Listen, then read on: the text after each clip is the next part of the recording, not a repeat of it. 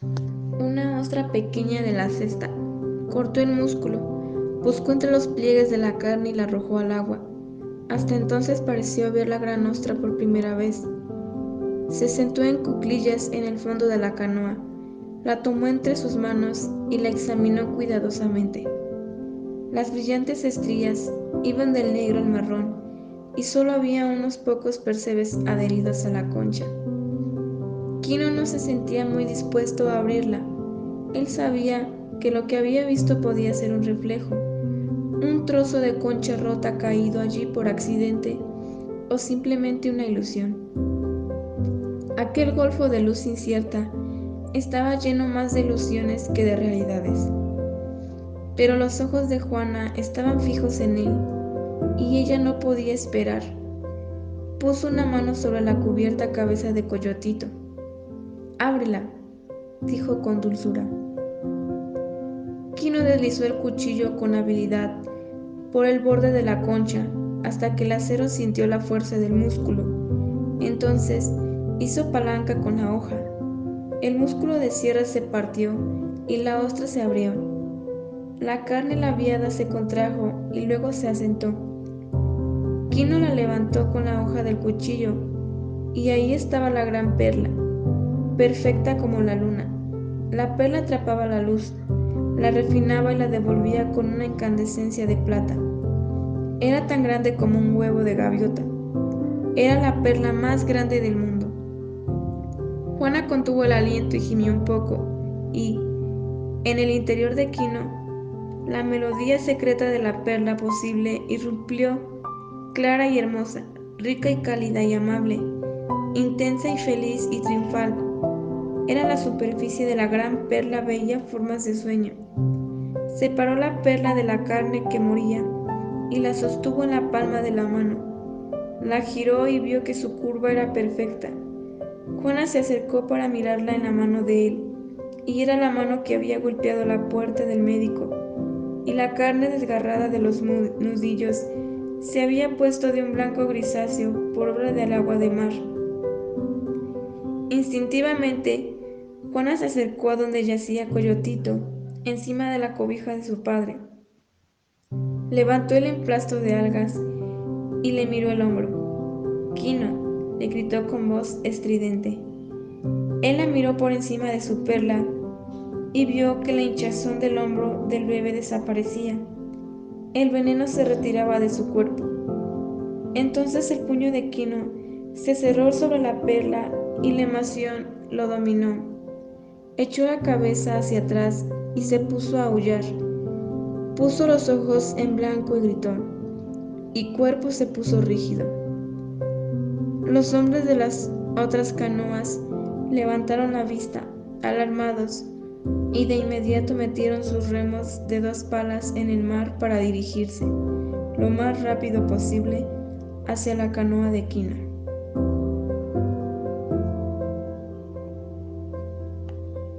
Capítulo 3. Un pueblo asemeja a una colonia de corales. Un pueblo también tiene un sistema nervioso y una cabeza, y espaldas y pies. Un pueblo es siempre distinto de todos los demás pueblos, y un pueblo también tiene emociones. El hecho de cómo corren las noticias por un pueblo es un misterio nada fácil de resolver. Las noticias parecen tardar menos de lo que tardan los niños en correr a contarlas, menos de lo que tardan las mujeres en comunicárselas por encima de las bardas. Antes de que Quino y Juana y los demás pescadores hubiesen llegado a la cabaña de Quino, ya los nervios de la ciudad vibraban y latían con la noticia. Quino había encontrado la perla del mundo. Antes que los niños, jadeantes, lograran soltar las palabras, ya sus madres las conocían, y así la noticia siguió su avance inexorable, hasta más allá de las cabañas, y entró como una ola llena de espuma en el pueblo de Piedra y Argamasa. Llegó al cura, que paseaba por su jardín, y le puso una mirada pensativa en los ojos, y le trajo el recuerdo de algunas reparaciones que había que hacer en la iglesia. El cura se preguntó cuánto podrá valer la perla y se preguntaba si el hijo de Quino habría sido bautizado o si la pareja estaría casada, lo que, por el caso, era lo mismo. La noticia llegó a los tenderos y ellos pensaron en las prendas del hombre que no había vendido. La noticia alcanzó al médico en el lugar en el que se encontraba, con una mujer cuyo mal era la edad. Si ni bien ni ella ni el doctor estaban dispuestos a admitirlo. Y cuando tuvo claro quién era Quino, se puso solemne y prudente a la vez. Es cliente mío, dijo. Estoy tratando a su hijo por una picadura de escorpión. E hizo girar sus ojos en sus hamacas de grasa y volvió a pensar en París.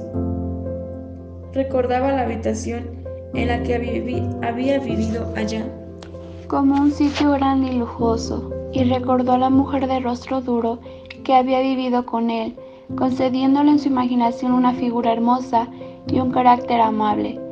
Si bien no había sido nada de eso, el doctor dejó que su mirada se perdiera más allá de su anciana paciente y se vio a sí mismo sentado en un restaurante de París y vio un camarero que abrió una botella de vino. La noticia llegó seguidamente a los mendigos de la iglesia y la alegría les dio una sonrisa, porque sabían que nadie da tan buenas limosnas como un pobre al que le sonríe la fortuna. Quino había encontrado la perla del mundo. En los pequeños despachos del pueblo se encontraban los hombres que comerciaban con perlas y las compraban a los pescadores. Ellos esperaban sentados en sus sillas que las perlas les llegaran, y entonces se ponían a gritar y amenazar hasta que conseguían el precio más bajo que un pescador pudiese tolerar. Pero había un precio por debajo tal cual no se atrevían a pasar, porque había ocurrido que un pescador desesperado había dado sus perlas a la iglesia, y cuando aquellos hombres acababan de comprar, se quedaban sentados a solas y sus dedos jugaban sin descanso con las perlas, y deseaban vehementemente ser sus propietarios, porque, en realidad, no habían muchos compradores, como se aparentaban. La verdad era que había uno solo, quien mantenía a aquellos agentes en despachos separados para crear la sensación de competencia. La noticia llegó a aquellos hombres y sus ojos visquearon, hasta las puntas de los dedos les picaban, pues más de uno de ellos pensaba que el patrón no sería eterno y que alguien tendría que ocupar su lugar, y cada uno pensó que, con algún capital, podría comenzar su negocio.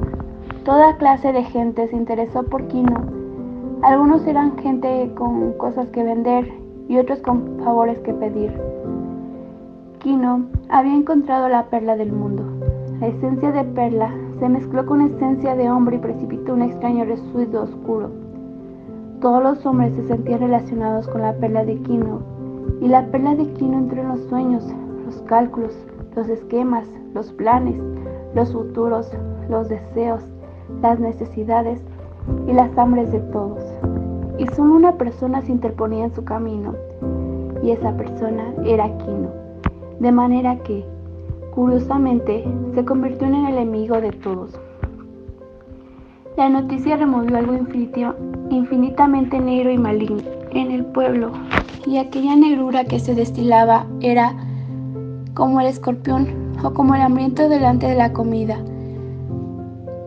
o como el solitario a quien se revela el amor, y los sacos de veneno del pueblo comenzaron a fabricar ponzoña, y el pueblo se hinchó y soltó presión a bocanadas. Pero Quino y Juana no se enteraron de esas cosas, pues ahora se sentían felices y estaban conmovidos creyendo que todo el mundo compartía su alegría. En verdad que Juan Tomás y Apolonio lo hacían, y ellos también formaban parte del mundo. Al atardecer, cuando el sol hubo pasado por encima de las montañas de la península para hundirse en el mar exterior, Quino se sentó en las cuclillas en su casa y Juana estaba a su lado. La cabaña estaba llena de vecinos. Quino sostenía la gran perla en sus manos y sentía su calidez y una especie de vivacidad. La música de la perla se fundía con la música de la familia, de tal modo que con cada una embellecía a la otra. Los vecinos miraban la perla en la mano de Quino y se preguntaban cómo un hombre podía tener tanta suerte. Y Juan Tomás, acuclillado a la derecha de Quino porque era su hermano, preguntó: ¿qué vas a hacer ahora, que eres un hombre rico? Quino miró su perla y Juana bajó los ojos y arregló el rebozo para cubrirse la cara y ocultar su emoción. Y en la incandescencia de la perla se formaron las imágenes de las cosas que el ánimo de Quino había considerado en el pasado y que había desechado por imposibles. En la perla vio a Juana y a Coyotito y a sí mismo de pie y arrodillados ante el altar mayor, y estaban en la boda, pues ahora podrían pagar. Nos casaremos, dijo en voz muy baja en la iglesia. En la perla vio cómo estaban vestidos, Juana con un rebozo aún tieso de tan nuevo y con una falda, y por debajo de la falda Quino vio en los reflejos de la perla que ella llevaba zapatos. Todo estaba en la perla, las imágenes resplandecían allí. Él mismo vestía ropa blanca nueva y llevaba sombrero nuevo, no de paja, sino de fieltro negro. Y también usaba zapatos, no sandalias, sino zapatos de agujetas. Pero Coyotito, que era el más importante, llevaba un traje azul de marinero de los Estados Unidos y una gorrita de piloto como la de Quino. Había visto una vez en barco de recreo que había entrado en el estuario. Todas esas cosas vio Quino en la reluciente perla y entonces dijo: ¿tendremos ropas nuevas? Y la música de la perla se elevó como un coro de trompetas en sus oídos. Entonces, en la hermosa superficie de la perla se fueron conformando todas las pequeñas cosas que Quino deseaba: un arpo nuevo para poder reemplazar al que había perdido el año anterior, un arpo de hierro con una orilla en el extremo de mástil, y a su cerebro le costaba trabajar dar el salto. También quería un rifle. ¿Por qué no, si era tan rico? Y Quino vio a Quino en la perla. Quino con una carabina Winchester era el ensueño más insensato y le resultaba más y agradable. Sus labios vacilaron en expresarlo. Un rifle, dijo, tal vez un rifle. Fue el rifle lo que derribó las barreras mentales de Quino. Se trataba de un imposible, y si era capaz de imaginarse con un rifle, horizontes enteros estallaban y él podía lanzarse al asalto. Por eso, se dice que los seres humanos nunca están satisfechos, que se les da algo y siempre quieren algo más, y esto se dice con desprecio, cuando es una de las mejores cualidades que posee la especie, una cualidad que lo ha hecho superior a los animales, pues ellos se encuentran satisfechos con los que tienen. Los vecinos, apretujados y en silencio dentro de la casa, asentían a sus locas fantasías. Uno de los hombres, en el fondo de la habitación, murmuró: ¿un rifle? ¿Tendrá un rifle? Pero la música de la perla flotaba triunfal en Quino, y una fuerza eléctrica había entrado en él en el momento en que los horizontes se derrumbaron.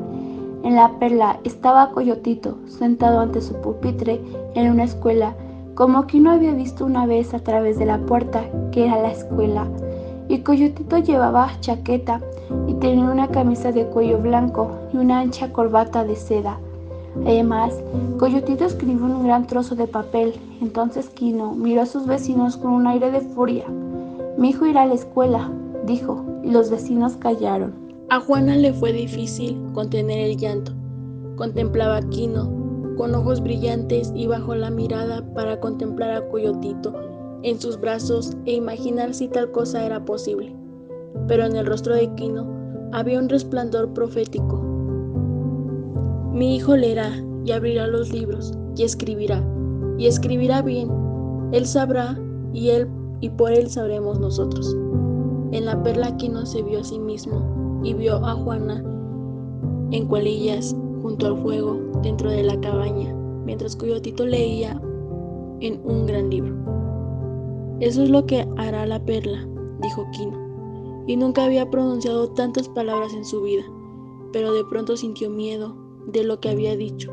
Cerró la mano en torno de la perla y la apartó de la luz. Quino tenía el miedo que tiene el hombre cuando dice: haré sin saber qué es lo que en realidad sucederá. Los vecinos sabían, ya que habían presentado una gran maravilla. Ellos sabían que desde ahora el tiempo se encontraría a partir del día en que Quino encontró la perla, en que de ese evento se habría durante muchos años si todo aquello llegaba a suceder. Volverán a encontrar cómo había visto a Quino y lo que había dicho, y cómo brillaban sus ojos, y el relato diría: era un hombre transfigurado, algún don se le había dado y todo comenzó allí. Miren ahora en qué gran hombre se ha convertido, y todo empezó en aquel momento, y yo fui testigo de ello. Y si los planes de Quino quedaban en nada, los mismos vecinos dirían: todo empezó allí.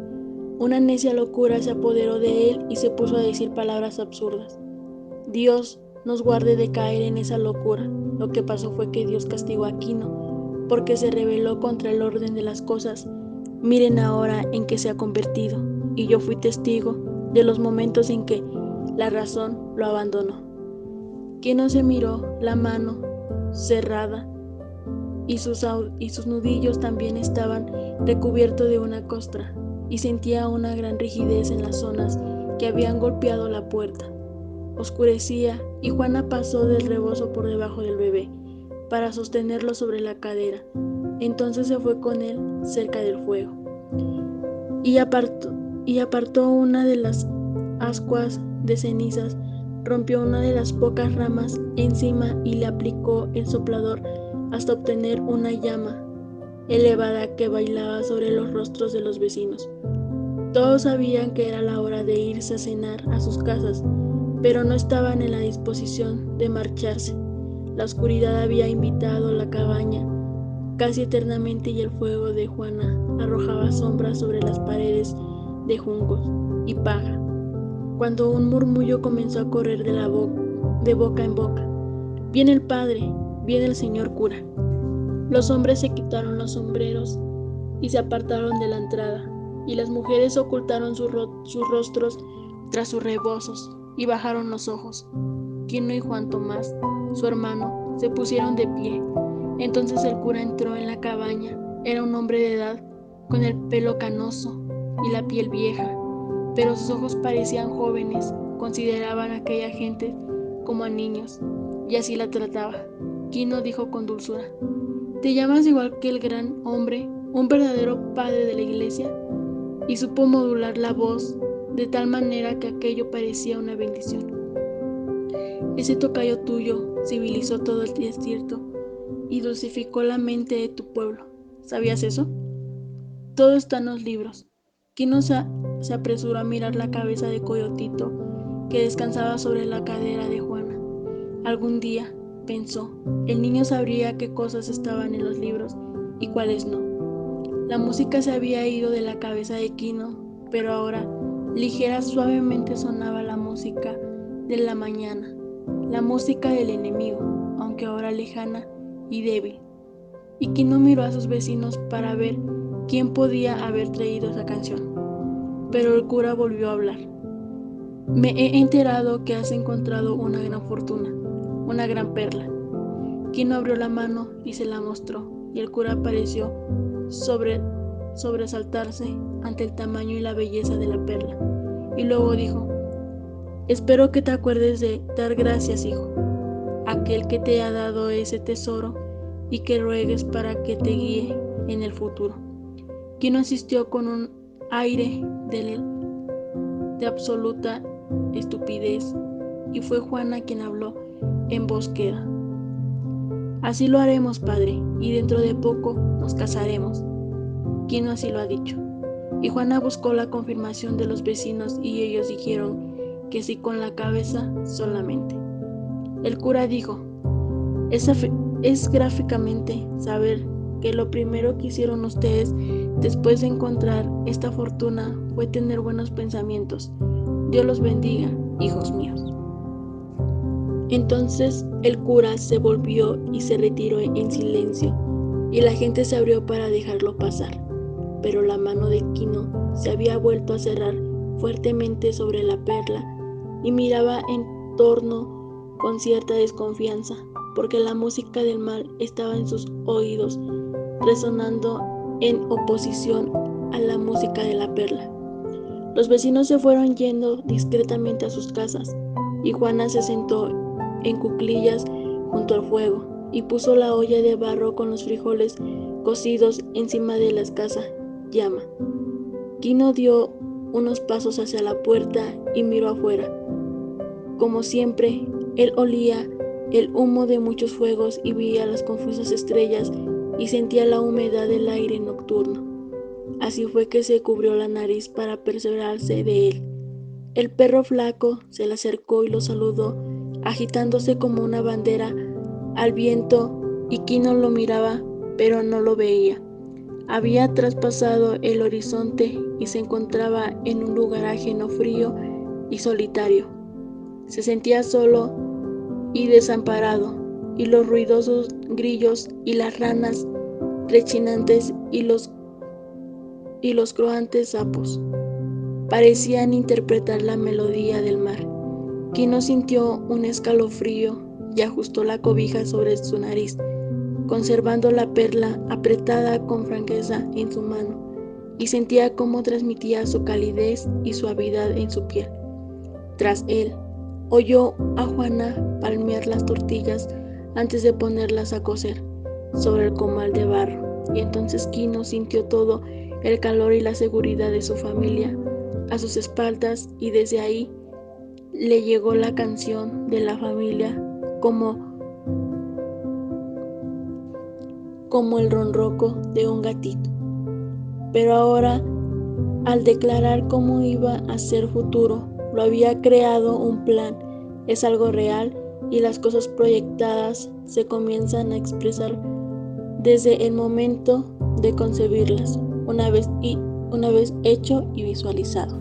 Un plan se convierte en una realidad como otras, indestructibles pero fáciles de atacar. De manera que el futuro de Quino era real, pero el haberlo fundado y definido, otras fuerzas se disponían a destruirlo, y él así lo discernía. Así que debía prepararse para repeler el ataque, y Quino sabía también que a los dioses no les gustan los planes de los hombres, y a los dioses tampoco les gusta nada el éxito, a menos de que se les obtenga por accidente. Él sabía que los dioses se vengan del hombre cuando éste triunfa por su propio esfuerzo. En consecuencia, Quino temía los planes, pero él, al haberse atrevido a hacer uno, nunca pensaría en deshacerlo. Además, había que repeler el ataque, y Quino se estaba construyendo ya una resistente coraza que le permitiera aislarse del mundo. Sus ojos y su mente exploraban el peligro antes mismo de que apareciera. Desde la puerta, vio acercarse a dos hombres. Uno de ellos llevaba el farol que iluminaba el camino y las piernas de ambos. Atravesaron el seto de Quino y llegaron hasta su puerta. Y entonces Quino pudo reconocer a los hombres y vio que uno era el médico y el otro el mismo criado que había abierto la puerta esa mañana. Al ver a esos hombres, los nudillos de la mano lastimada le volvieron a arder. «No estaba en casa cuando fuiste esta mañana», dijo el médico, «pero tan pronto como me fue posible he venido a ver al niño». Quino se apartó de la entrada, llenando el hueco de la puerta. El odio le bramaba y le ardía en el fondo de los ojos, y también el miedo le nacía en las entrañas, porque aquellos cientos de años de opresión eran parte de su ser. «El niño está casi bien», dijo secamente. El doctor sonreía, pero sus ojos, recargados en sus jamaquitas linfáticas, no sonreían. Entonces dijo: «A veces, amigo, la picadura del escorpión tiene un efecto muy curioso. Primero se da una mejoría aparente, y luego, cuando menos se lo espera uno, ¡puf!». Hinchó los labios y fingió el sonido de una pequeña explosión para ejemplificar cuán rápido podía ser, y se cambió de mano su maletín negro de médico para que la luz farol cayera sobre él, porque sabía que la raza de Quino sentía una especial debilidad por las herramientas y utensilios de todos los oficios y confiaban en ellas. «A veces», siguió diciendo el médico en un tono uniforme, «a veces queda una pierna tullida, o un ojo ciego, o la espalda hundida. Vaya, sí conozco yo la picadura del escorpión, amigo mío, y por cierto que puedo curarla». Quino sintió que la rabia y el odio se mezclaban con el miedo. Él no sabía, y quizá el médico sí. No podía enfrentar su segura ignorancia con el posible saber del médico. Estaban atrapados como siempre, los de su raza estaban atrapados, y así lo estarían hasta que, como él mismo había dicho, supieran si las cosas que estaban en los libros eran las que estaban realmente en los libros. No podía correr el riesgo, pues se trataba de la vida y de la salud de Coyotito.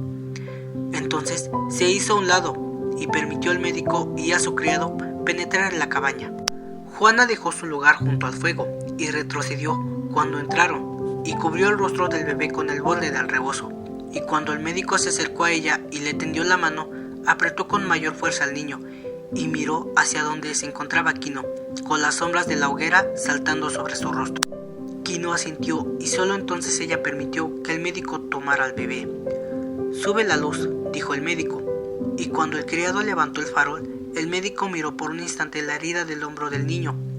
Lo consideró un momento y luego levantó uno de los párpados del bebé y observó el globo del ojo.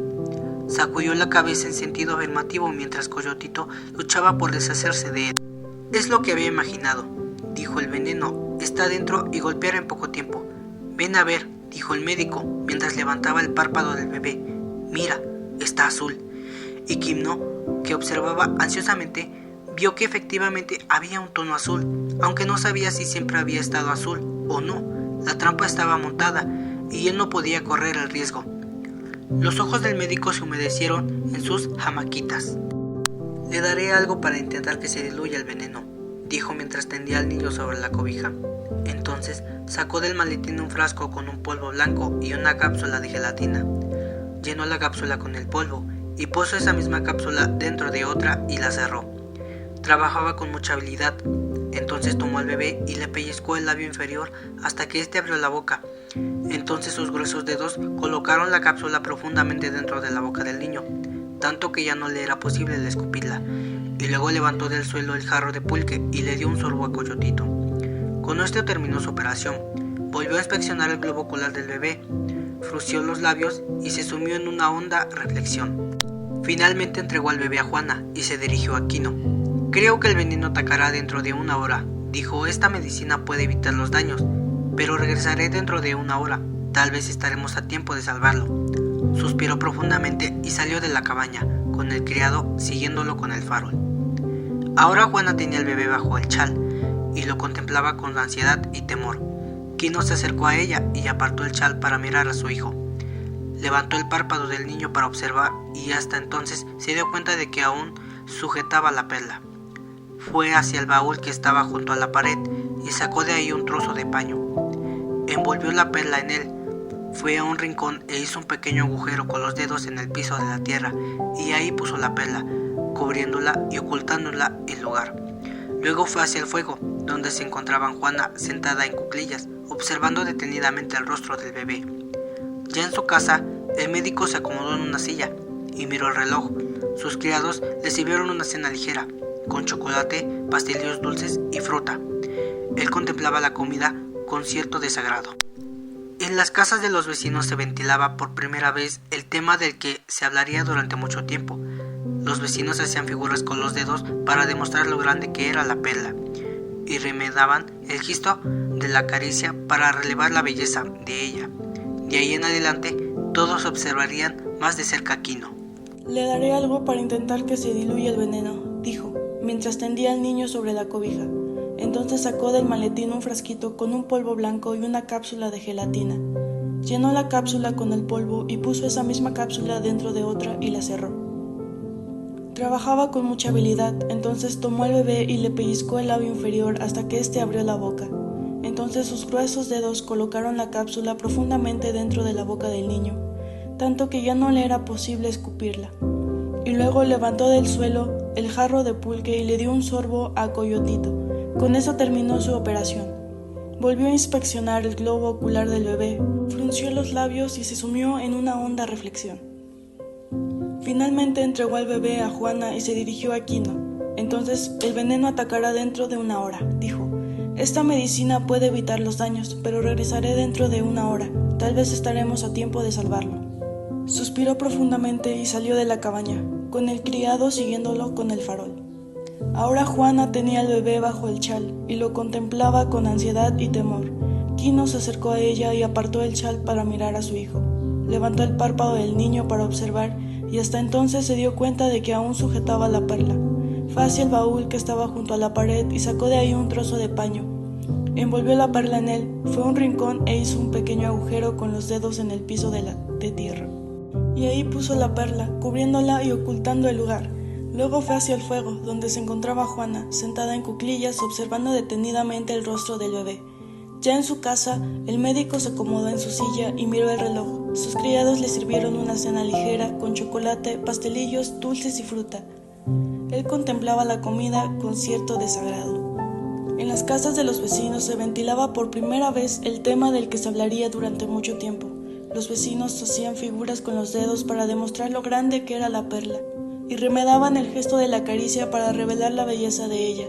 De ahí en adelante todos observarían más de cerca a Quino y a Juana, para ver si la riqueza les alteraba la cabeza, tal como la riqueza alteraba la cabeza de todo el mundo. Todos sabían a qué había venido el médico. Él no era bueno fingiendo y todos entendían muy bien. En el estuario, un pequeño grupo de pequeños peces brillantes relució y quebró la superficie del agua al intentar escapar de un cardumen de peces grandes que pretendían comérselos. Y dentro de las casas, la gente escuchaba el siseo de los pequeños y el fuerte chapoteo de los grandes mientras duró la carnicería. La humedad se levantó en el golfo y fue a depositarse sobre los arbustos, las cactáceas y los árboles en multitud de pequeñas gotas saladas. Los pequeños ratones salieron de puntillas al campo y los halcones se prepararon para cazarlos. El flaco perrito negro, con manchas como llamas encima de los ojos, fue hasta la entrada de la casa de Quino y miró hacia adentro. Estaba a punto de mover la cola cuando Quino lo miró, y ya no quiso entrar cuando Quino miró más allá. El perrito se quedó fuera de la casa, pero observó con frenético interés a Quino mientras éste se comía sus frijoles en el plato de barro, recogiéndolos con una tortilla de maíz y bebiendo el jarro de pulque. Quino había terminado de cenar y estaba liando un cigarrillo cuando Juana le dijo con brusquedad: «Quino». Él la miró y de inmediato se levantó y corrió a su lado, porque había visto el miedo en sus ojos. Se detuvo junto a ella tratando de ver, pero la luz era muy escasa. Con un movimiento del pie echó un montón de ramas en el fuego para que levantaran la llama, y entonces logró ver la cara de Coyotito. El rostro del bebé parecía congestionado, su garganta hacía ruido y una espesa gota de saliva escapaba de sus labios. Los músculos de su estómago comenzaban a tensarse en un espasmo. Era claro que el niño estaba muy enfermo. Quino se arrodilló junto a su mujer, así que el médico sabía, dijo, pero lo dijo tanto para sí mismo como para su mujer, porque su mente era resistente y suspicaz. Y él recordaba el polvo blanco. Juana se balanceaba y musitaba la canción de la familia como si éste fuese capaz de conjurar el peligro, mientras el bebé se agitaba y terminaba por vomitar en sus brazos. Ahora Quino estaba dominado por la incertidumbre y sentía que la música del mal atronaba en su cabeza y estaba a punto de imponerse sobre la canción de Juana. El médico terminó su chocolate y mordisqueó los trozos de pastel que habían caído en su plato. Se limpió los dedos con una servilleta, miró el reloj, se levantó y tomó su maletín. La noticia de la enfermedad del niño recorrió rápidamente las cabañas, porque la enfermedad ocupa el segundo lugar en la lista de enemigos de los pobres, comparándola con el hambre. Y alguien dijo en voz baja: «Es la suerte, siempre atrae malos amigos». Y todos se levantaron para ir a casa de Quino. Los vecinos, con las narices cubiertas, atravesaron la oscuridad, casi corriendo para reunirse en la casa de Quino. Se detuvieron y miraron, y entonces hicieron breves comentarios acerca de lo triste que era aquello, especialmente en ese tiempo, que debía ser de alegría, y después todos dijeron: «Está en manos de Dios». Las viejas se acuclillaron junto a Juana para tratar de ayudarla si era posible y consolarla si no lo era. Entonces entró el médico corriendo, seguido por su criado. Dispersó a las viejas como si fuesen las gallinas del corral. Tomó al bebé, lo examinó detenidamente y le tocó la frente. «Ya hizo su trabajo el veneno», dijo. «Creo que puedo vencerlo. Haré todo lo que esté a mi alcance». Pidió agua y echó en la taza 3 gotas de amoníaco. Después abrió por la fuerza la boca del bebé y vertió el líquido en ella. El niño protestó y chilló ante los tratamientos mientras Juana lo miraba con ojos desorbitados. El médico decía algunas palabras de aliento mientras trabajaba. «Es una suerte que yo entienda de veneno de escorpiones, porque si no fuera así...» Y se encogió de hombros para indicar lo que seguramente hubiera sucedido.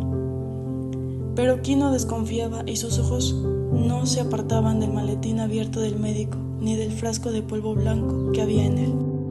¿Por qué la gente de los alrededores no dormía sin antes hacer un poco de ruido? Todas las noches, e incluso se despertaba a intervalos, conversaban un poco y luego volvían a dormirse. Después de un rato, Quino se levantó y fue hasta la entrada de su casa. Entonces olió la brisa y se puso a escuchar con atención, en busca de algún ruido extraño que revelara algún misterio o acechanza. Y sus ojos exploraron la oscuridad porque la música del mal resonaba en el interior de su cabeza y se sentía furioso y asustado. Después de sondear la noche con su sentido, se dirigió a un lugar cerca del fogón en el que había enterrado la perla y la llevó hasta la estera sobre la que dormía debajo de la estera. Hizo otro pequeño agujero y ahí depositó la perla, volviendo a cubrirla con la tierra del piso. Juana, sentada junto al fuego, lo miraba con ojos inquisitivos y al terminar el de enterrar la perla, le preguntó: ¿a quién temes? Quino buscó una respuesta sincera y finalmente dijo: a todos, y sintió un gran caparazón lo rodeaba. Al cabo de un rato se echaron juntos en la estera. Pero esa noche Juana no puso al bebé en la caja, sino que lo acurrucó en sus brazos y le arropó la cara con el rebozo. Finalmente, la última luminosidad desapareció de los rescoldos del fogón, pero aún durmiendo el cerebro de Quino ardía y soñó que Coyotito sabía leer. Soñó que uno de los suyos era capaz de decirle cuál era la verdad de las cosas. Vio un coyotito, leía un libro, grande como una casa, y las letras eran grandes como perros, y las palabras galopeaban y jugaban sobre las páginas. Pero entonces la oscuridad caía sobre el texto, y con la oscuridad regresó la música del mal. Y entonces Quino se agitó en el sueño, y cuando sintió su agitación, los ojos de Juana se abrieron a la tiniebla. Entonces Quino se despertó con la música del mal latiendo en su corazón, y se quedó echado en la oscuridad con los oídos alerta. De un rincón de la casa llegó un sonido tan leve que bien podría haber sido un pensamiento, un ligerísimo gesto furtivo, el roce de un pie sobre la tierra, el casi susurro de un aliento contenido.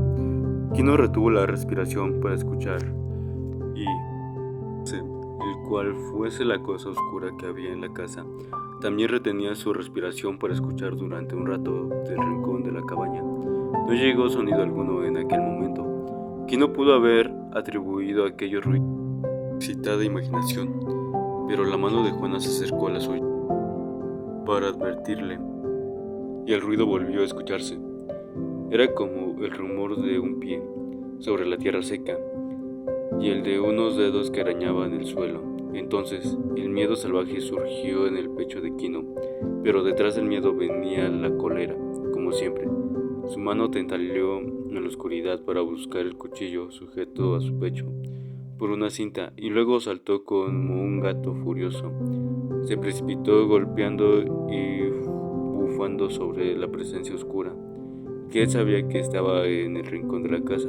Tocó la ropa, lanzó la cuchillada y falló, pero al volver a lanzarla sintió que atravesaba la tela, y luego su cabeza estalló en luces y se llenó de dolor.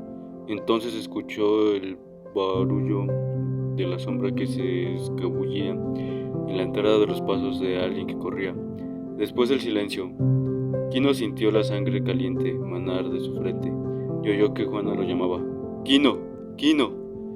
Y había terror en su voz, pero la serenidad invadió el corazón de Quino con la misma ligereza con la que había hecho la cólera, y dijo: «Estoy bien, ya fue». A tientas regresó a la estera. Juana ya se ocupaba del fuego, apartó un ascua de las cenizas y echó encima cáscara de trigo, y sopló hasta que de las cáscaras se elevó una llama y una lucecilla. Bailó por la cabaña y luego de un lugar secreto, Juana sacó un trocito de vela y lo encendió en la llama. colocando sobre una de las piedras del fogón. Ella se movía deprisa. Canturreando, mojó la punta del rebozo en agua y enjuagó la sangre de la frente herida de Kino. No es nada, dijo Kino, pero sus ojos y su voz eran duros y fríos, y un odio profundo crecía en él. Ahora la tensión que había ido ganando a Juana ya le hervía en el cuerpo y tenía los labios apretados. Es el mal, con aspereza. Esa perla es como un pecado, nos destruirá. Y su voz tomó un tono agudo, un cuchillo. Hagámonos de ella. Kino, rompámosla entre dos piedras, enterrémosla y olvidemos el lugar. Devolvámosla al mar. Kino, marido mío, esa perla nos destruirá. Y la luz de la vela, sus labios y sus ojos ardían, y estaban llenos de vida, alimentados por el miedo. Pero el rostro de Kino había decidido. Su mente y su voluntad estaban llenos de decisión. Es nuestra única oportunidad, dijo. Nuestro hijo tiene que ir a la escuela. Debemos romper el jarro en el que estamos encerrados. Nos destruirá a todos, gritó Juana. A nuestro hijo también. Calla, mujer, dijo Kino. Ya no digas nada. Por la mañana venderemos la perla y entonces el mal se irá y no quedará más que el bien. Ahora es tiempo de callar, esposa mía. Los ojos oscuros de Kino miraron con severidad la llama de la vela y entonces se dio cuenta de que todavía tenía el cuchillo en la mano y alzó la hoja para mirarla y se dio cuenta de que en el acero había una fina línea de sangre. Por un momento pareció de limpiar el acero en sus pantalones, pero luego clavó el cuchillo en la tierra para purgarlo.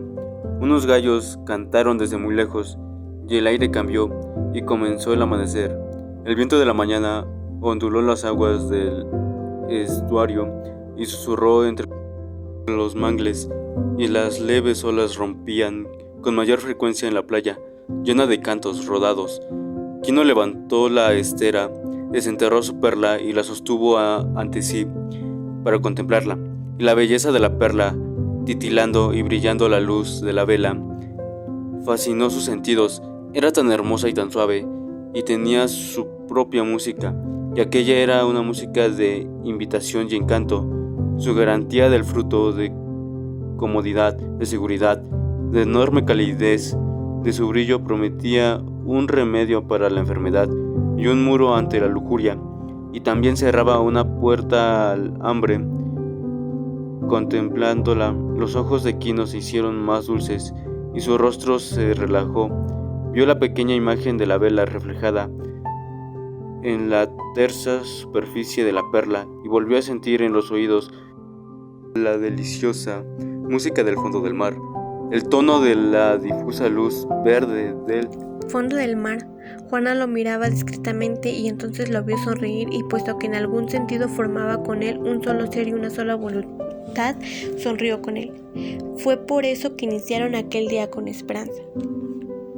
Capítulo 4. Es maravilloso el modo en que el pueblecito se mantiene siempre consciente de su propia existencia y de la de cada uno de sus miembros.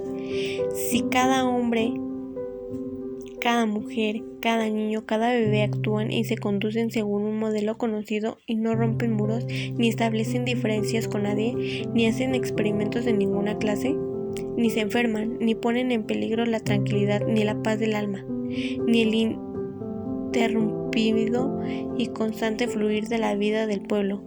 En ese caso pueden desaparecer sin que nunca se oiga hablar de ellos, pero tan pronto como un hombre se aparta un poco de las ideas aceptadas o de los modelos conocidos y en los cuales todos confían, entonces los habitantes del pueblo se excitan y una corriente de comunicación recorre el sistema nervioso del pueblo y cada unidad se comunica con el conjunto. Así que en La Paz, a primera hora de la mañana, era cosa sabida por todos que Kino iba a vender la perla ese mismo día. Lo sabían los pescadores de perlas, los vecinos de las cabañas, lo sabían los dueños de las tiendas chinas y también se sabía en la iglesia, porque los monaguillos murmuraban. Alguna información se deslizó entre las monjas y los mendigos que había en guardia frente a la iglesia también hablaban de ello. porque ellos estaban pensando en recoger las primicias de aquella fortuna. Para los niños aquello era emocionante, pero lo era aún más para los compradores de perlas. Y cuando el sol estuvo alto en los despachos de los compradores de perlas, cada uno guardaba solo, sentado en su silla, con su pequeña charola forrada de terciopelo negro, y cada uno hacía rodar las perlas con las puntas de los dedos y consideraban cuál sería su papel en la escena que pronto se llevaría a cabo. Se pensaba que los compradores de perlas eran personas que trabajaban solos y que tasaban con sus propios criterios de las perlas que los pescadores les llevaban a vender. Y así había sido en otros tiempos, pero ese era un método ruinoso, puesto que la competencia para adquirir piedras de calidad había hecho que se pagaran precios demasiado grandes. Eso era extravagante e intolerable. Ahora había un solo comprador de perlas, con muchas manos, y todas esas manos guardaban el momento en que se presentaría Quino. Bien sabían qué precio ofrecer y hasta dónde pujar, y todos procederían de la misma manera. Aquellos hombres no obtenían otro beneficio que su salario, pero había inquietud en ellos, como hay inquietud y excitación en la cacería. Y si el papel de un hombre consistía simplemente en hacer que bajara un precio, debía obtener de ello su satisfacción y su alegría, porque todos los hombres del mundo dan lo mejor de sí en su trabajo, y nadie hace menos de lo que puede, aunque muchos pudieran pensar de modo distinto al respecto. Más allá de la recompensa que pudiera conseguir de cualquier palabra de elogio, de cualquier mejora en su situación, un comprador de perlas era un comprador de perlas, y entre ellos el que más satisfacción obtenía con su trabajo era el que conseguía el precio más bajo. El sol era de un amarillo muy intenso aquella mañana y arrastró la bruma del golfo y del estuario, y el aire formaba jirones de sí mismo que flotaban como si se tratara de un conjunto de brillantes mascadas, de manera que el aire parecía vibrar, y aquella visión era del todo insustancial. Una visión suspendida en el aire en el norte del pueblo, la visión de una montaña que se encontraba a más de 300 kilómetros, y las altas laderas de esa montaña estaban cubiertas de pinos y un gran peñasco se alzaba por la línea del bosque. En la mañana de aquel día, las canoas permanecieron alineadas en la playa. Los pescadores no fueron a sumergirse en busca de perlas porque sabían que podían suceder muchas cosas que ver cuando Quino fue a vender la perla. En las cabañas de la costa, los vecinos de Quino se quedaron sentados largo rato delante de sus alimentos y todos hablaban de lo que hubieran hecho en caso de ser ellos los que hubiesen encontrado la perla. Hubo un hombre que declaró que él se la hubiese regalado al Santo Padre de Roma. Otro dijo que él hubiese pagado misas por las almas de su familia por 1000 años. Y otro dijo que él repartiría el dinero entre los pobres de la paz. Y todos pensaban en las cosas buenas que se podían hacer con el dinero de la perla. En todas las caridades, en las salvaciones que se podían obtener si uno tenía dinero. Todos los vecinos esperaban que la súbita fortuna no fuera a cambiar la cabeza de Quino, que no lo convirtiera en un rico como había muchos, que no sembrara en él las malas hierbas de la codicia, del odio y la frialdad, porque Quino era un hombre estimado por todos, y sería una lástima que la perla lo convirtiera en una persona distinta. Y su buena esposa, Juana, decían, y el bonito bebé, Coyotito, y los otros hijos que pudieran tener. Sería una lástima que la perla los echara a perder a todos. Para Quino y para Juana, aquella era la mañana de todas las mañanas de sus vidas, apenas comparable a la mañana en la que había nacido el bebé. Ese era el día del que dependerían todos los demás días, y después dirían, eso fue 2 años antes de que vendiéramos la perla, o eso fue 6 semanas después de que vendimos la perla. muy preocupada por la situación, Juana se le olvidó de las corrientes de aire y vistió a Coyotito con las ropas que había preparado para su bautismo, siempre esperando a que hubiese dinero para bautizarlo. Y Juana se peinó, se hizo trenzas y se ató las puntas con listones rojos, y se puso la falda y el corpiño que usó en su boda. El sol se encontraba a media altura. Cuando estuvieron dispuestos, las ropas raídas de Quino por lo menos estaban relucientes de limpias, y seguramente aquella sería la última vez que vestían de esa manera. Al día siguiente, o tal vez esa misma noche, Quino tendría ropas nuevas. Los vecinos lo miraban todos a través de los intersticios de sus propias cabañas, aunque también se habían vestido de manera especial, y estaban bien dispuestos a acompañar a Quino y a Juana a vender la perla, y no tenía pudor alguno en hacerlo. Era algo esperado por todos. Era un momento histórico. Sería casi una locura y hasta una grosería el no ir con ellos. Juana se colocó el rebozo en la cabeza, con mucho cuidado, y dejó colgar una buena parte del mismo sobre del codo derecho. Así improvisó una hamaca en la que colocó a Coyotito, quien parecía también muy despierto y dispuesto a verlo todo, tal vez para poder recordarlo. Quino se puso su gran sombrero de paja y pasó la mano por el ala para asegurarse de que estuviera bien colocado, en la parte posterior de la cabeza, ni en un lado, como un hombre imprudente, soltero y responsable, pero tampoco como hubiese llevado el sombrero un hombre mayor, sino ligeramente inclinado hacia adelante, para dar la imagen de un hombre con mayor vigor, seriedad e incluso agresividad. La inclinación del sombrero de un hombre dice muchas cosas. Quino deslizó los pies dentro de las sandalias y ató las correas. La perla estaba envuelta en un viejo trozo de gamuza y dentro de una bolsita de piel, y el saquito de piel estaba en la bolsa de la camisa de Quino. Entonces dobló su manta cuidadosamente hasta convertirla en una tira angosta y se la echó sobre el hombro derecho. Ahora sí, estaban preparados para salir. Quino salió de la casa caminando con dignidad y Juana le siguió llevando a Coyotito a medida que avanzaban hacia el pueblo por la vereda en la que se habían echado agua para mantenerla fresca. Los vecinos se iban sumando a la procesión, las casas eructaban gente, las puertas vomitaban niños, pero daba la seriedad de la ocasión, solamente un hombre caminaba junto a Quino, y ese era su hermano, Juan Tomás.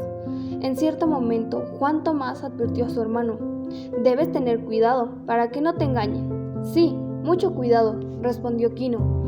«La verdad es que no sabemos qué precios se están pagando en otros lugares», dijo Juan Tomás. «¿Cómo saber si el precio es bueno, si no sabemos lo que pagan los compradores de perlas de otros lugares?» «Es cierto», dijo Quino, «pero ¿cómo podríamos saberlo? Estamos aquí, no allá». Conforme avanzaban hacia el pueblo, la multitud crecía tras ellos, y Juan Tomás, nervioso, no paraba de hablar. «Antes de que tú nacieras, Quino», dijo, «los viejos pescadores pensaron en la manera de sacar más dinero por sus perlas, y creyeron que mejor sería entregarlas todas a un agente que los llevara a la capital, para que las vendiera allá, y se quedara con su parte del beneficio». Quino asintió. «Sí, lo sé», dijo, «era buena idea». «¿Y consiguieron al hombre adecuado?», siguió diciendo Juan Tomás. «Y juntaron muchas perlas y las enviaron, pero nunca más se supo de ese hombre, y las perlas se perdieron. Después consiguieron otro hombre y le enviaron las perlas, pero de él tampoco supieron nada más. Entonces dejaron sus ilusiones de ganar más dinero y volvieron al viejo sistema». «Sí, ya lo sé», reiteró Quino. «Yo oí a nuestro padre hablar de eso. Era buena idea, pero iba en contra de la religión. El cura lo dijo bien claro. La pérdida de las perlas fue un castigo para los que trataron de salirse de la costumbre. Y el cura también dijo bien claro que cada hombre y cada mujer son como soldados que envía a Dios para cuidar alguna parte del castillo del universo. Y algunos están en las almenas y otros en lo más hondo de los cuartos interiores, pero cada uno debe permanecer lealmente en el lugar que le ha tocado, y no debe andar corriendo por ahí, por el castillo. Está amenazado por los saltos del infierno». «Yo también le he escuchado ese sermón al cura», dijo Juan Tomás. Es el mismo que dice todos los años. Mientras caminaban, los hermanos se entornaban los ojos, al igual que habían hecho sus ancestros desde hacía 400 años, desde la llegada de los extranjeros con argumentos y autoridad, además de la pólvora para sustentar ambas cosas. Y en esos 400 años el pueblo de Quino había aprendido una sola manera de defenderse, y era una leve entornar los ojos, una leve tensar los labios y una retirada.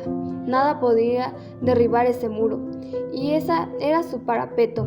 Tras aquella actitud se sentían seguros y podían mantenerse íntegros. La procesión tenía el gusto de la solemnidad, porque para todos los asistentes aquel era un día importante, y todo niño que mostrara alguna intención de pelearse, de ponerse a chillar, a robar sombreros o a tirar de los cabellos de los demás, de inmediato era reprimido por sus mayores. Tan importante era aquel día que un anciano salió de su cabaña montado en las robustas espaldas de su nieto, solo para ver el paso de la procesión. Por fin dejaron atrás la zona de cabañas y entraron al pueblo de piedra y cemento, donde las calles eran más anchas y había angostas aceras junto a los edificios. Igual que en la anterior ocasión, los mendigos se unieron al grupo cuando este pasó por delante de la iglesia. Los tenderos los miraban pasar y las cantinas perdieron a sus clientes de la mañana, por lo que sus propietarios prefirieron cerrar sus puertas para unirse a la procesión. En esos momentos, ya el sol golpeaba sobre las calles de la ciudad y hasta las piedras más pequeñas arrojaban sus sombras sobre el suelo. La noticia de la llegada de la procesión la predecía, y en sus oscuros y estrechos despachos los compradores de perlas comenzaron a ponerse nerviosos y alertas.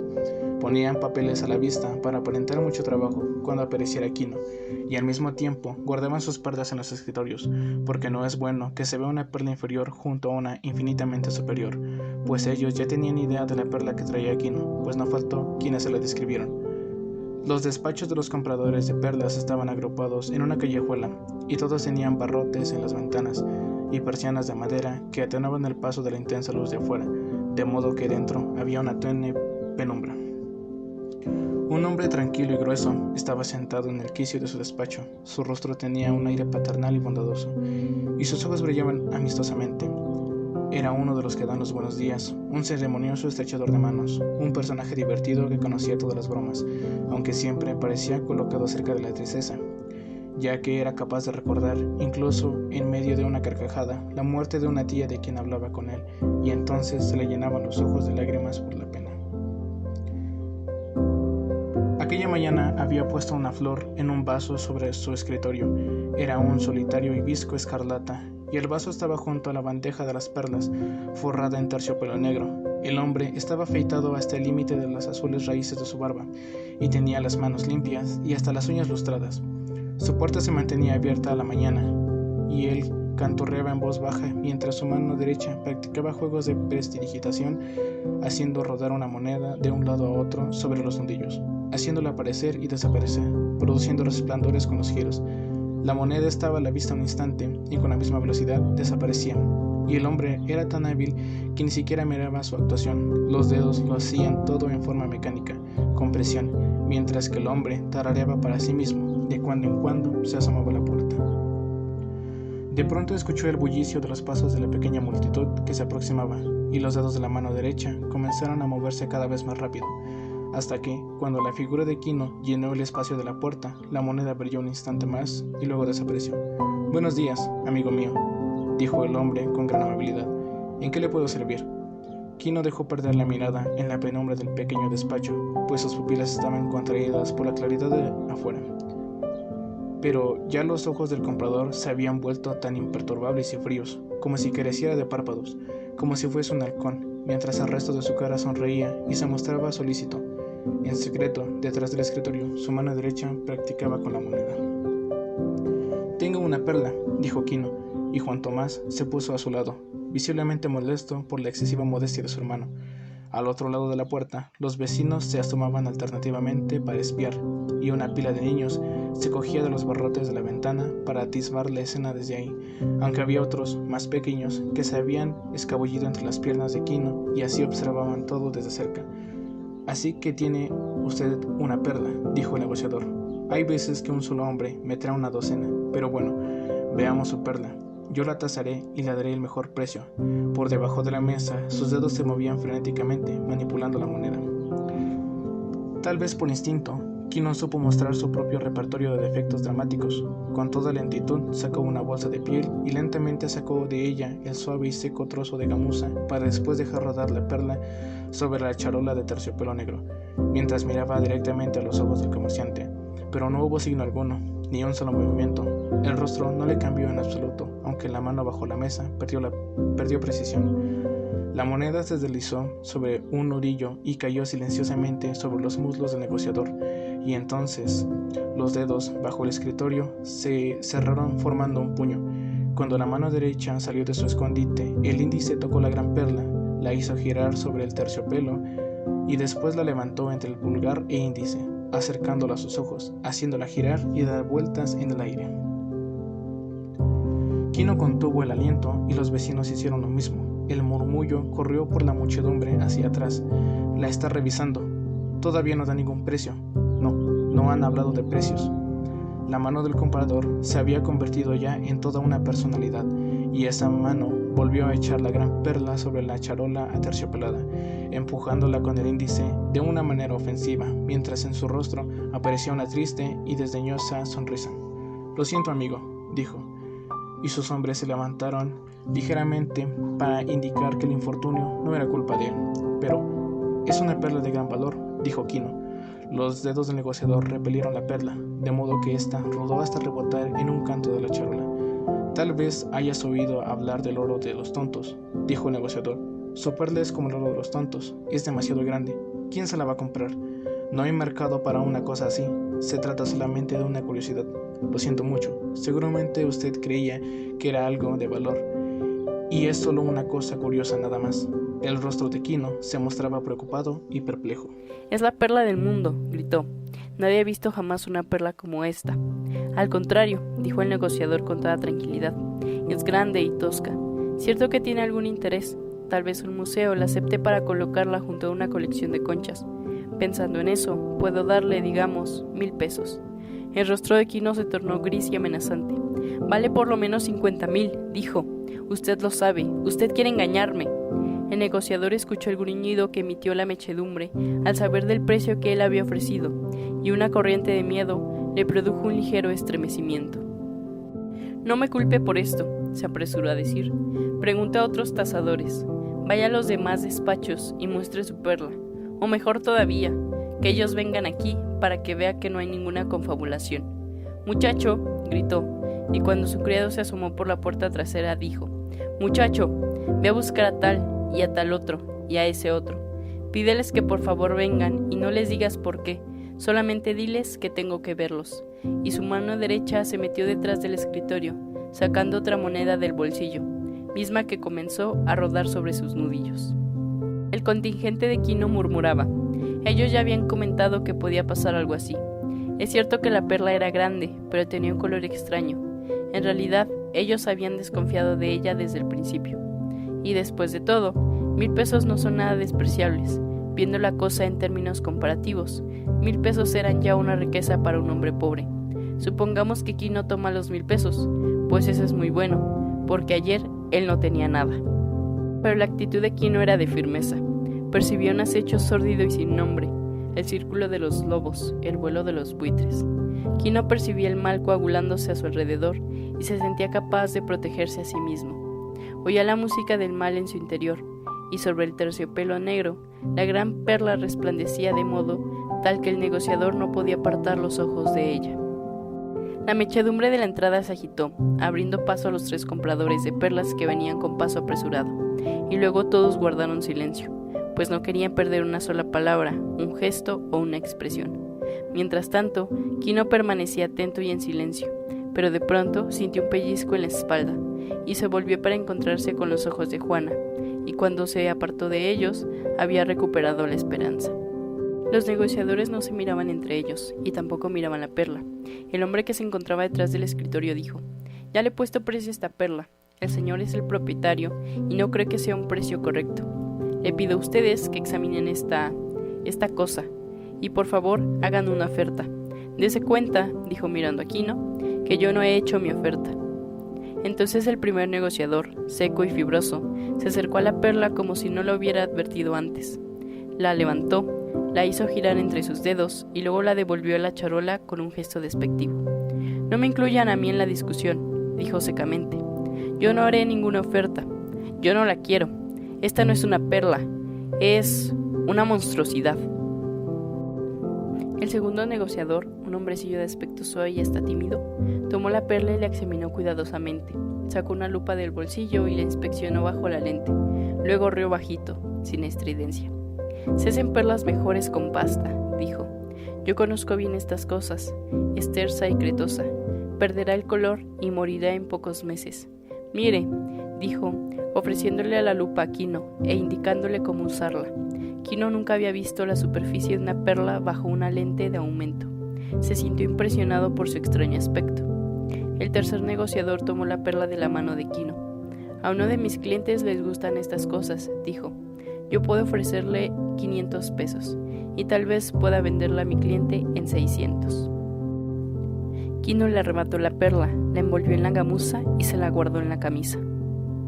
El hombre detrás del escritorio dijo, soy un tonto, lo sé, pero mi primera oferta sigue en pie. Todavía estoy dispuesto a darle 1000. ¿Qué hace?, preguntó mientras Quino sacaba la perla de la vista. Me quieren engañar, gritó Quino furioso. Mi perla no es para vender aquí. Iré, tal vez vaya a la capital. Los negociadores se miraron un instante. Ellos sabían que habían apostado de manera arriesgada y también sabían que serían castigados por su fracaso. Entonces el hombre del escritorio se apresuró a decir, bueno, tal vez podría llegar a 1500 pesos. Pero Quino ya se abría paso entre la multitud. El rumor de las conversaciones le llegaba como si fuera de muy lejos y la sangre golpeaba en sus oídos con demasiada fuerza, con verdadera cólera. Entonces prefirió caminar a toda prisa y Juana le seguía con dificultad, casi trotando. Al atardecer, los vecinos se sentaron en sus cabañas a comer sus tortillas y frijoles, por supuesto, conversando sobre el gran tema de la mañana. Ellos también estaban desconcertados. Al principio les había parecido una buena perla, pero la verdad es que nunca habían visto una perla así antes, y todos estaban de acuerdo en que los negociadores sabían mucho más del precio de perlas que ellos. Pero vean, decían unos, que los negociadores no discutieron el precio entre ellos, y los tres estuvieron de acuerdo en que la perla no tenía mucho valor. Y si se hubieran puesto de acuerdo antes, dijo uno, si así fuera, nos han estado a todos durante toda la vida. Quizá, dijo otro, hubiera sido mejor que Quino aceptara los 1500 pesos. Es mucho dinero, más del que ha visto junto nunca en su vida. Tal vez Quino sea un loco y un terco. Supongamos que realmente va a la capital y no encuentra comprador para su perla. Nunca se repondrá de eso. Y ahora, dijeron otros aprensivos, ahora que los ha desafiado, esos compradores ya no querrán tratar con él. Es posible que Quino haya cortado su propia cabeza y se haya destruido por su terquedad. Y otros dijeron, Quino es un hombre valiente y también es apasionado. Tiene razón en lo que hace, tal vez su valentía nos favorezca a todos. Esos eran los que estaban orgullosos de Quino. En su casa, Quino se acuclilló sobre su estera y recordó con tristeza los eventos de la mañana. Había enterrado su perla debajo de una de las piedras del hogar, dentro de su cabaña, y se quedó mirando fijamente los dibujos tejidos en su esfera hasta que la trama pareció ponerse a bailar delante de sus ojos. Él había perdido un mundo y no había podido ganar otro. Entonces, Quino comenzó a sentir miedo. Nunca en su vida se había alejado de su pueblo. Tenía miedo de encontrarse entre desconocidos y en lugares también desconocidos. Sobre todo le aterraba ese monstruo lejano que se encontraba más allá del agua y al otro lado de las montañas, y más de 1000 kilómetros de distancia, y cada uno de esos kilómetros desconocidos era por sí temible. Pero Quino había perdido su propio mundo y era necesario trepar hasta alcanzar uno nuevo, puesto que su ensoñación del futuro era real y no estaba dispuesto a permitir que se le destruyera. Entonces dijo para sí, iré, y entonces también creo una cosa real. Decidí ir, y decirlo era haber recorrido medio camino. Juana lo estuvo observando mientras enterraba su perla, y siguió observándolo mientras limpiaba a Coyotito y lo alimentaba y preparaba las tortillas para la cena. Juan Tomás entró a la cabaña y se acuclilló junto a Quino, permaneciendo en silencio durante un largo rato, hasta que al final Quino preguntó: ¿qué crees que tú podías hacer? Son unos tramposos. Juan Tomás asintió con gravedad. Como él era el mayor, las palabras de Quino tenían el sentido de pedir consejo. Es difícil saber, dijo. Lo que bien sabemos es que se nos engaña desde nuestro nacimiento hasta el momento en que se trata de comprar el ataúd. Pero sobrevivimos a quienes tú has desafiado. No es a los compradores de perlas, sino a las costumbres y al modo de vivir. Por eso tengo miedo por ti. ¿A qué puedo yo temer que no sea al morir de hambre?, preguntó Quino. Pero Juan Tomás negó la cabeza. A eso debemos temerle todos, pero supongamos que tienes razón y que la perla es de gran valor. ¿Crees que con eso del juego ha terminado? ¿Qué quieres decir? No sé, dijo Juan Tomás, pero de todos modos tengo miedo por ti. Yo sé que vas por un territorio nuevo y también sé que no conoces el camino. Iré pronto, dijo Quino. Sí, dijo Juan Tomás, debes de hacerlo, pero yo no sé si encontrarás algo distinto en la capital. Aquí tienes amigos y me tienes a mí, que soy tu hermano. Allá no tendrás a nadie. ¿Y qué puedo hacer?, dijo Quino, gritando. ¿Aquí me quieres robar? Mi hijo debe tener la oportunidad de una vida diferente. Eso es lo que me está amenazando. Mis amigos me protegerán. Solo mientras ellos mismos no estén en peligro o asustados, dijo Juan Tomás. Ve con Dios, añadió mientras se incorporaba. Y Quino respondió: ve con Dios y no levanto los ojos. Pues esas palabras le produjeron un estremecimiento. Hasta mucho después que Juan Tomás se hubo marchado, Quino siguió meditando sobre su esfera. Un profundo letargo se había apoderado de él, y lo que parecía una leve desesperanza gris. Todos los caminos parecían cerrados para él, y en su cabeza solo escuchaba la oscura melodía del enemigo. Sus sentidos estaban intensamente vivos por su mente retomada, su intensa participación en todas las cosas, lo que era un don que debía a su raza. Escuchaba hasta el menor sonido de la poblada noche, el lamento de los pájaros en el sueño, la agonía amorosa de los gatos, el golpe y la retirada de las hojas de la playa y el simple siseo del viento de la distancia. Y también percibía el áspero olor de las algas abandonadas por la marea al retirarse, el tenue resplandor de las ramas que ardían en el fogón al saltar a los dibujos de su espera ante sus ojos fascinados. Juana lo miraba discretamente, pero con preocupación. Lo conocía muy bien y sabía que más lo ayudaría quedándose callada y estando cerca, y como si ella también escuchara la canción del mal. Le presento batalla, cantando dulcemente la melodía de la familia, de la seguridad, de la calor y la plenitud de la familia.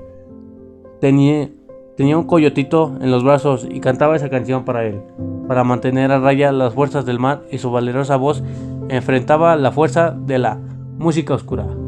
Quino se movía ni pedía la cena. Juana sabía que le pediría cuando quisiera, que por ahora no quería, porque sus ojos seguían perdidos y él estaba percibiendo la presencia del astuto, atento mal fuera de la cabaña. Sentía como las cosas de las tinieblas esperaban a que él saliera a la noche que a pesar de la oscuridad y del espanto lo llamaba y lo amenazaba y lo retaba.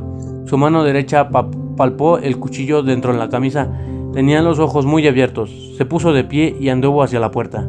Juana quiso detenerlo, levantó una mano con la intención de detenerlo y abrió la boca a causa del terror. Durante un largo momento, Quino atisbó a la oscuridad y salió de la cabaña. Juana halló el súbito asalto y luego los gruñidos de la pelea, el golpe, el pánico congeló todo el cuerpo por un instante y luego sus labios descubrieron sus dientes, como sucede con los gatos furiosos. Dejó a Coyotito en el suelo, tomó una de las piedras del hogar y se lanzó fuera, pero ya todo había terminado. Quino yacía en tierra, hacía un gran esfuerzo para ponerse de pie y no parecía haber nadie en los alrededores a las sombras y en romper retirarse de las olas y el tenue siseo de la distancia, pero el mar lo rodeaba, oculto tras el seto, acurrucado junto a la casa en las alfombras, flotante en el aire. Juana soltó la piedra y rodeó a Quino con los brazos, ayudándolo a incorporarse, sosteniéndolo mientras caminaba lentamente de regreso a la cabaña. La sangre le empapaba el cabello y tenía un profundo corte en la cara, tan largo que iba de la oreja a la barbilla. Aquella era una honda y sangrante puñalada. Quino.